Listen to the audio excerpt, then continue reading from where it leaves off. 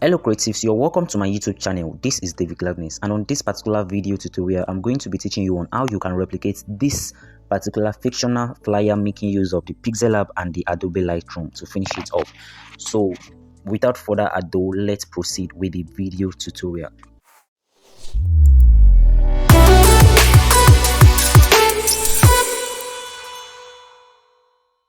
Alright, so the first thing I want to do now is to import all the design resources I am going to need for the flyer. Okay, so real quick, I'll just click on this middle icon and I'll click on import. So I'm going to fast forward the video so that the video will not be too long. Alright creative, so as you can see, I have installed all the resources I am going to need for this particular design. So these are all the resources, so I am going to hide them one by one and start using them from scratch. Okay, so first of all I'm going to delete this particular text. Alright, so the size I'm going to be using for this particular design is the default Pixellab size. You can see that 1280 by 1280, which is aspect ratio 1 and 1. Alright, so I'm going to be changing my background color, though the background color does not really necessary here. So I'm just going to use black. You can use any color because we are going to be manipulating our background, so we do not need the normal background. Okay, so the first thing I'm going to make visible is this particular image you're seeing right here. So all the resources you are going to need for the sake of this particular design will be provided for you in the description box. So just go to this video description box. You are going to get all the design resources you need, all these resources I'm using. So as you can see, I have increased the size by making use of my relative position, and then I'll position it at the middle, and now I am going to lock it. Now I want to flip this particular image. I want these people's face to face the other way around. So I'll just go to my 3D rotates, then I'll just make use of this y-axis. Is either I put it in negative 180 degree or I put it in positive 180 degree. Then I tap on this mark icon, and as you can see what we've got right here. So the next thing I'm going to make visible is this particular image. Now I'm going to increase the size to something really big. As you can see, I'll just increase the size to something really big like this. Then I'll tap on this mark icon. Now we are going to be reducing the opacity. So we are trying to blend those images together. Okay, so I'll just leave my opacity at 30. And now as you can see, now this image is having a sharp background, but before that, let's also reduce the opacity for the first background, this particular one. Let's reduce the opacity because we don't want it to have that gray-like effect. So let's reduce the opacity to 50. Yes, as you can see, look at it right here. So now this image is having a sharp line. If you should notice, let me zoom in so that you can see it properly. Look at it, this place is having a sharp line. It's having a very sharp line, and we need to get rid of it. Now to get rid of it, we are just going to tap on the image, then we'll go to eraser. And now we are going to be making use of the blurred erasing. Okay, if we are using this, it is sharp. You can see even the eraser is very sharp. You can see that. So we are not using this. We are going to be making use of the blurred one. You can see, focus on this part, focus on this thing. You can see that. So we are using the blurred eraser. We will just increase this to the highest, this particular one, increase it to the highest, and then we are going to erase the down part because we want to get rid of the line on the down part. Then tap on this mark, and as you can see, it is now blending as if it is just one image. As you can see that. So we are trying to manipulate our backgrounds together.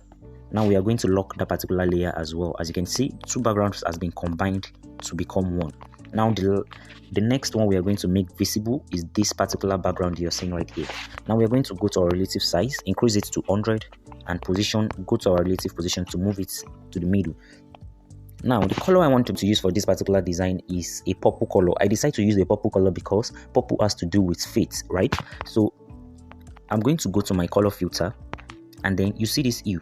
I will adjust it in such a way that I want to blend this to become to have a touch of purple. Okay, so I will work on my saturation to like 20, my brightness to negative 20, that is minus 20, and then my contrasts can be on 5. You can see that. So my hue is on minus 80, saturation on 20, brightness on minus 20, and then the contrast on 5.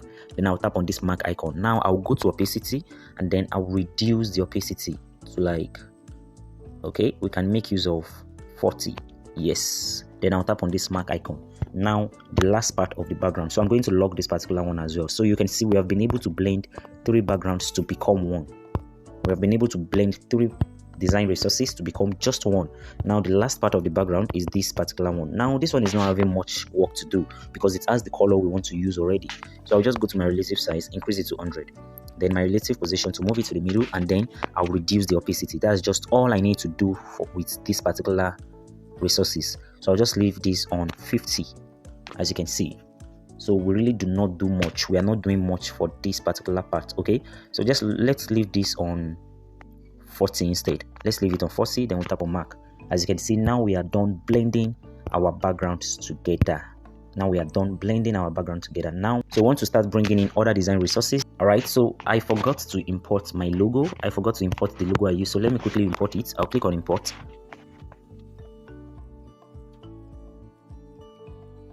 All right, so as you can see, this is the logo I use. Please note that this design is a fictional flyer. Okay, this is a fictional flyer, so all the details I'm going to be using on this particular design are fictional. They are not real. Okay, so I'll just click on erase color, and then I downloaded this logo icon online. I just searched for church logo, and then I got this particular one. Now we'll go to color, enable the color, and then we are going to be making use of a white color. Now we'll just reduce the size, but before we start positioning, I would like to calculate my grid line. Now I already dropped a special tutorial on how you can calculate and balance your design making use of the grid line, so you can check that out. So whatever I am doing now can be looking like magic to you if you are yet to go through that previous video. So I would advise you go through the video after watching this one, so you will understand properly what I am about to do with my grid line. So first of all, I'm going to bring in a new one. This is going to be on 5. This is going to be on 10. Okay, this on 90, and this on 95. Automatically should be on 95. Okay, this on 5, and this on 90. So please make sure you go through that video. Make sure you go through the video on how you can calculate and balance your design making use of the grid line. You will understand what I just did here properly. So without you going through that video, you might not understand what I just did now. So I do not want this video to be long. I could have explained what I am trying to do, but then I don't want the video to be long because we are still going to be using the Lightroom. So this grid line is going to be what we use as our guideline that will help us balance our design properly. Okay, yes, this is great. As you can see, now I have been able to position my logo. Then I'll bring in a text. I will edit the text, and then I'll just input the fictional church name I use, Christian Church Association. Please note that if any details I'm using on this particular design looks real, or probably it matches and it is real, it is not intentional. So in case of copyright, it is not real. So I'll go to my AB font, and then I'll change the font to I think I use Mont Regular. Yes, this particular font, Mont Regular. So as I've said earlier, in case of copyright, all the details I use on this design are not real. So it's just fictional. It is just a fictional design for the sake of this particular tutorial. Now I'm going to duplicate this particular text. I will edit it. Then the slogan I used was "In God We Trust." Yes. Then I'll position this one at the I'll position it beneath the first texts, as you can see that. Yes, this is beautiful, and as you can see, we have been able to work with our church name and the logo. Now the next thing we're going to do is to let me log this so that I'm not going to be touching them by mistake. I will bring in another text, then I will edit it, then input the word reviver. Now what we are trying to do is to form the theme. Okay, we are trying to, it's not the theme actually, like the main reason why the program type. Yes, the program type is a monthly reviver service. Okay, so I'll just increase the size, and then I'll position it right here. Great. Okay,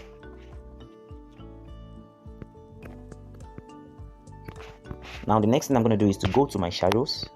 I'll go to the text shadow. I'll enable the shadow. Now I'm not going to tamper with anything. I just want this text to pop out to pop out more. So I'll just increase the blur radius of the shadow, and as you can see that. So I just want it to pop out more. So the next thing I'm going to do now is to bring in a shape. Okay, I'll bring in a square shape. Now you see this part. I'll make sure it's starting from the R where the reviver text is starting from. I hope you can see what I'm trying to work with alignment, and this is going to end by the air, and you can make use of this to position it at the middle. Yes. Now I will adjust this. I will adjust the height, and then I'm going to add a radius of 2 so that it will have a curved edges. You can see that curved edges, that curved edge of the shape. So I'll just make use of like 2 or 3 is enough. Let's check. Yeah, 2 is enough. Now I'm going to bring in another text. So I'll just click on this. I will edit the text, and then I will input join us in our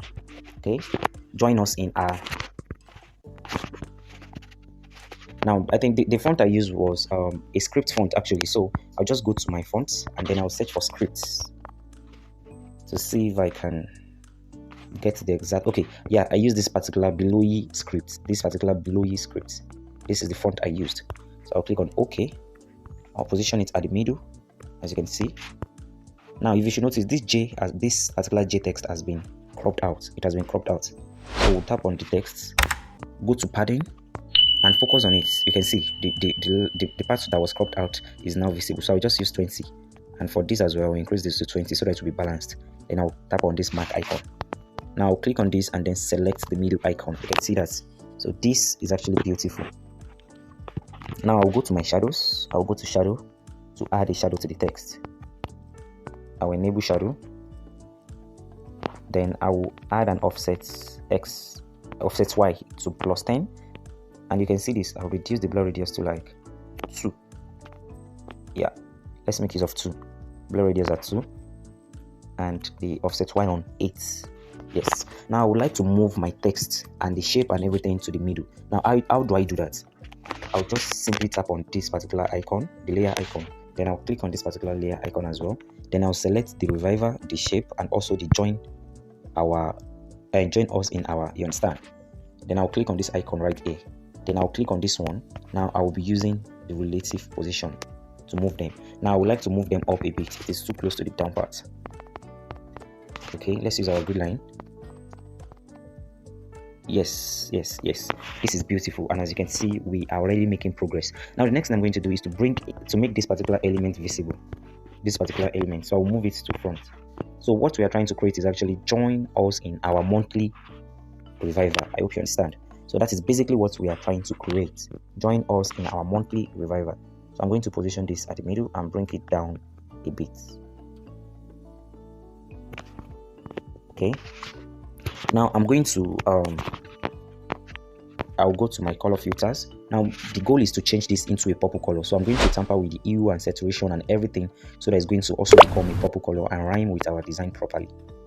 Okay, so let's work with this on -80. Let's see, the saturation, brightness down, contrast high, and I think yes, this is blending well already. So as you can see, this is already blending well. Now the next thing I'm going to do is to go to shadows. I will enable my shadow, and then I will reduce the blur radius to like 5, and the offsets Y will just be on 5 as well. Then I'll tap on plus and reduce the shadow opacity. Okay, the shadow transparency. And yes, this is what we've got. Now I'm going to bring in another month's font, but then this time around it's going to be month bold instead of month regular that was used for the church name. So I'll just click on this, edit it, and then I'll just input monthly. Okay, now I'll go to my AB font. Then I'll search for months. So I think month bold. The first one was month regular, but then we're going to be using month bold. Yes, then I'll reduce the size and then position it inside this particular shape and make sure it is at the middle, and let's see what we've got. Yes, this is beautiful. Join us in our monthly reviver. Okay, now the next thing we're going to do is to copy this particular join us in our, but before then let's log this element. So I would like to edit this shape. I feel like, okay, let's leave it that way. So join us in our, let's copy that text, edit it, and input the word team, then double colon. Yes, now we want to remove the shadow. So let's go to shadow and remove the shadow. Then we'll go to our color, and now we are going to be using a purple color. So you can just tap on this plus icon, click on this color picker, and then select this particular element, and then select a dark shade of purple from here. So it's that simple. Yes, so I'll leave this right here. Now the theme I used, I think I'll reduce the size a bit for the theme text, position it here. I think the font I only copied this. Let's copy this particular Christian Church Association, change the color to a black color, then I will edit it and input the theme.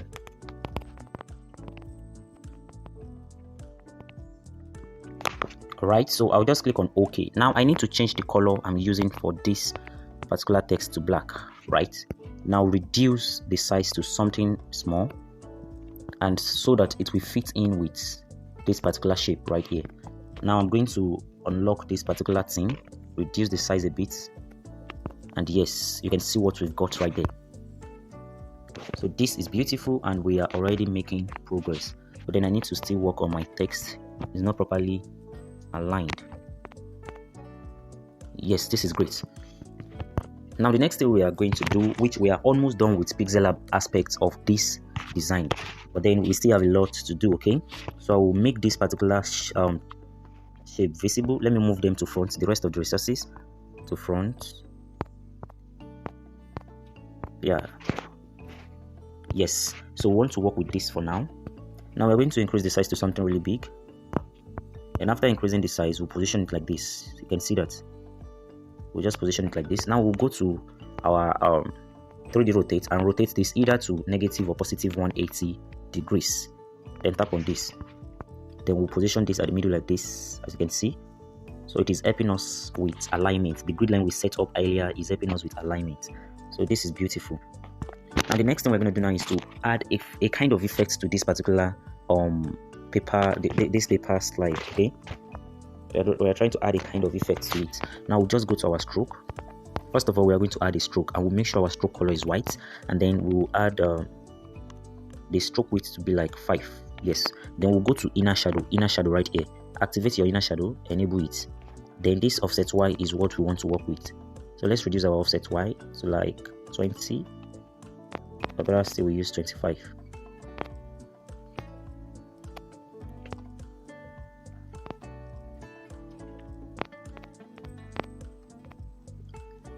Okay, so the next thing we're going to do now is to increase the blur radius to like the highest volume, and then we're going to reduce the transparency of the inner shadow by tapping on this plus, and then we'll reduce the transparency a bit, not too much.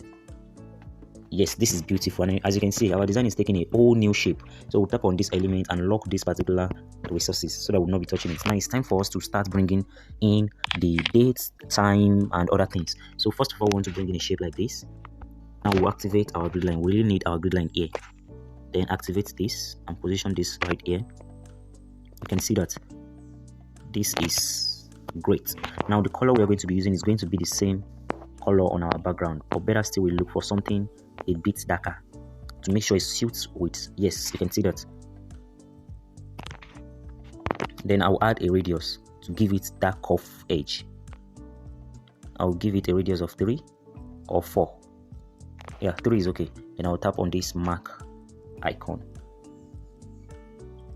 Let's reduce this. Yeah, let's see what we've got. Look at it. Now we are going to duplicate this by copying, edit. Now just adjust this to something like this. Just adjust this to something like this. Then reduce this to something like this, and then reduce the curve edges to the highest and do it like this. Now reduce your opacity and go to stroke. Add a stroke of 2, and the stroke color should be the same one with the shape. You can see that. So we are going to duplicate this. Click on edit. This time around we'll just move it up a bit. You can see that we only move it up a bit in such a way that Let me add another grid line to show you what I'm trying to explain. So in such a way that this particular thing here, they are going to be on the same line, and then the down part as well, you can see they are on the same line. So make sure you are following up with your alignment. Okay, so I'm going to centralize this one, move it to the middle. I'll centralize this one as well, move it to the middle. This is because I want to work with alignment. You can see that. So I can easily move the both together a little bit. Yes. Now I can decide to now bring in a line. Let's bring in a line to demarcate. Yes. So you can add this, you can do this to help you easily, to make it very easier for you to do.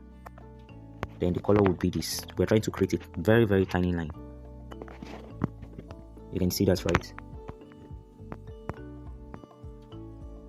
We don't want it to be very, very too tiny, and at the same time we don't want it to be so visible. No, this is too tiny, this is too visible. If you are finding it hard to touch, you can either zoom in or go to your layer to touch it. Yeah, this is okay. Now I will move it to the other way by tapping on this.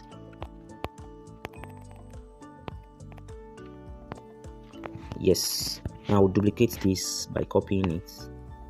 I'll copy it again. Now I copied it twice. You can see these are the two new ones I copied. Now I'll tap on the boats and move it downward. I'll tap on the boats and move the boats downward.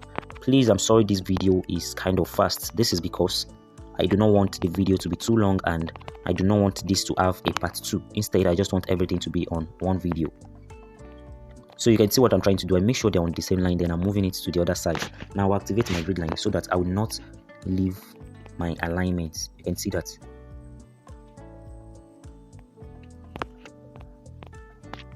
Alright, so I'll just tap on one of it and move it downward. Yes, this is beautiful.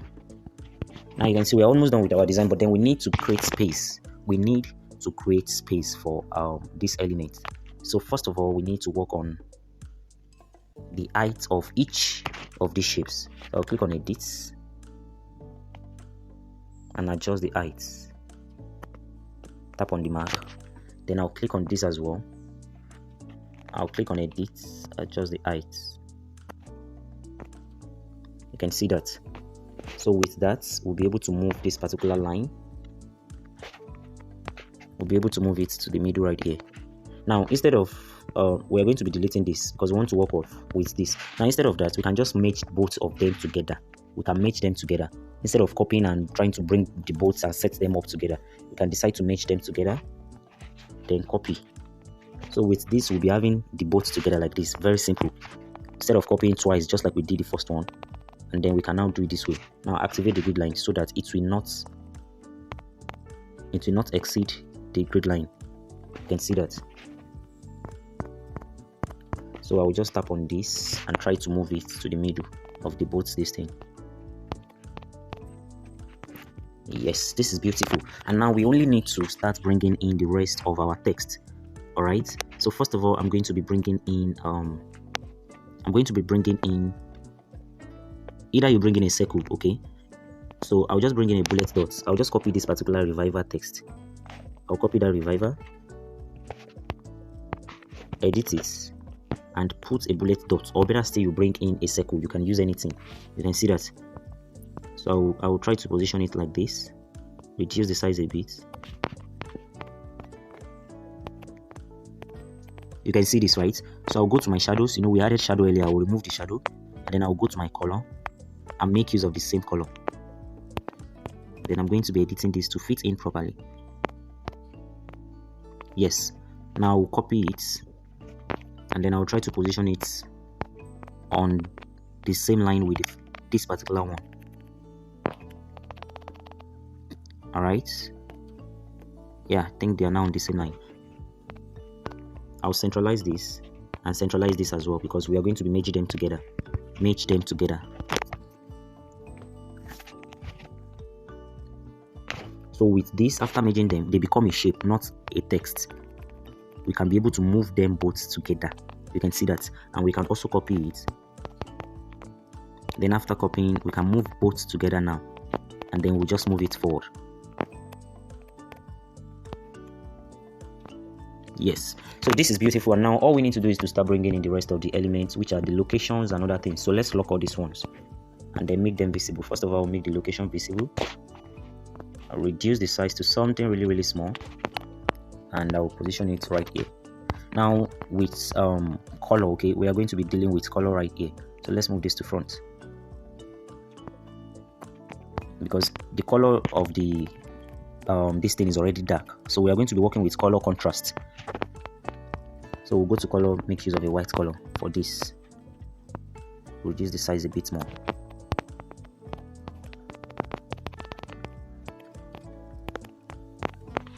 Alright, so I'll click on import again. Instead of that, I've imported all my resources already, so I'll just make this visible. The time icon, the clock icon, I'll move it to front, and I will erase color. I'll go to my erase color enable, but then I want to erase the black color. So I selected this color picker, then I sampled that black color. Then see that. So I click on erase color enable, it automatically erases the black color. So I'll click on this, then select the black part, then tap on mark.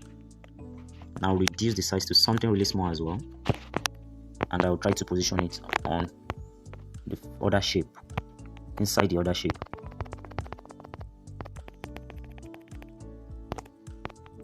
Okay, this stands for time, so we'll go to color, make sure we are using a white color as well.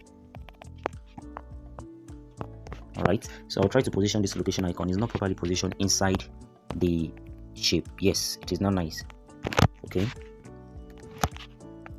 so the next thing we want to use is the contact icon, which is this one. Where is it? Okay, here it is. And I'll move it to front. Now if you should notice, this contact icon is only having a transparent shape, so very simple. We are going to bring in a shape like this to fit in on it. Then we'll move this to front. You can see that, so it's not going to be having a transparent shape. Now we'll merge them together. Then after merging the shape together with the contact icon, we'll erase just like we erase for the clock icon. Okay, so we just go to our erase color, enable, and then click on this particular icon right here. Then select this particular part. You can see that, to erase the color. Now we'll go to our color, enable, and use a white color. And I'll reduce the size to something really small.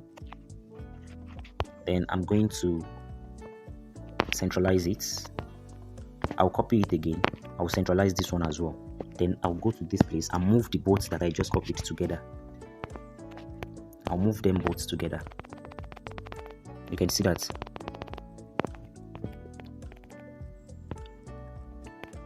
Then when I found out that it is now positioned properly the way I want it to be, I will now tap on only one. Then I'll move that one down so that it will be on this.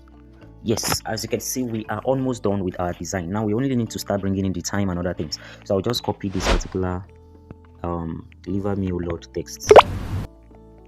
Okay, I'll just copy it. So edit. So let's say I think the time I used was an hour's program, right? So 8:00 a.m. right? So okay, I think 8 p.m. So 9. You can just use it's a fictional design. You can use any time. So I'll reduce the size to fit in with the box. You can see that, to fit in with the box.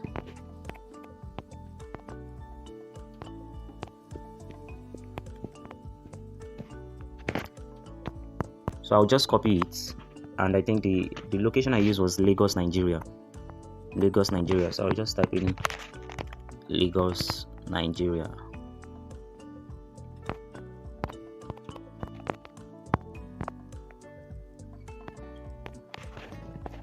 You can see that, right? So I'll copy this again. The pastor I use, I only typed in random people's name. So Pastor Ezekiel, that was what I did. So instead of part, this is auto correction. I use PST and then a full stop. So okay, but I think I used a capital letter. Yeah, I think I used a capital letter.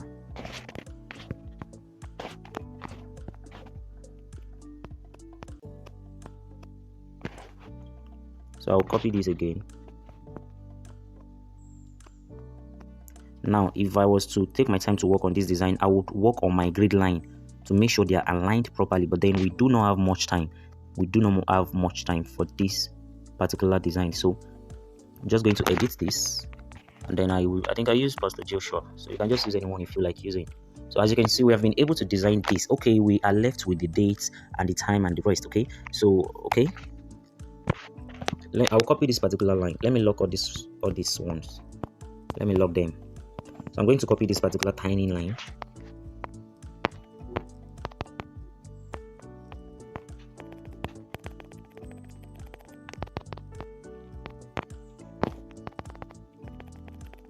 Okay, then I think I changed the color. I used the white color. Let's see. Yes, so here I only input the dates. So I input the dates, which was the day I designed the flyer. I think 24th was the date I used, and I'm shooting the video now in December 4. Right, and I use a Go Bold font. I used a Go Bold font. So I'm repeating the font I have used before. I am repeating those fonts that I have used before. So I use a Go Bold font. I'm not using too much font for my design.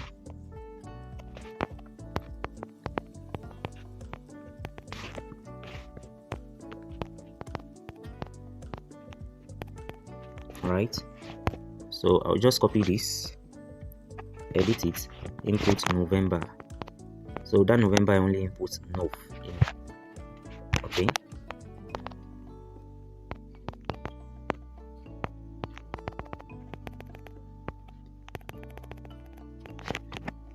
Alright, so the next thing I did was, okay, I did not use Go Bold for this particular one actually. I think I used the month bold.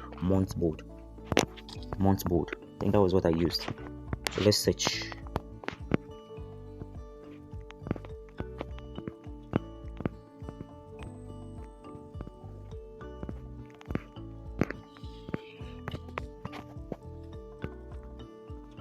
Or better still, let's use this month heavy. I'm still repeating the same font.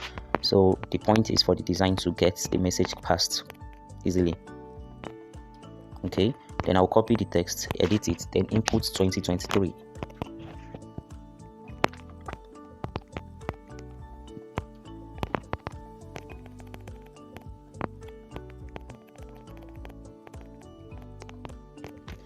Yes, and as you can see, we are now done with our design, and this is really beautiful. So I do not want this video to be too long. I'm going to be dropping a part 2 for this particular video on how I increase the quality of the design by making use of the Adobe Lightroom. So let's save our design. I'll click on save as image, and then I'll make sure I select Ultra and then click on save to gallery. So thank you for sticking around to the end of this particular video.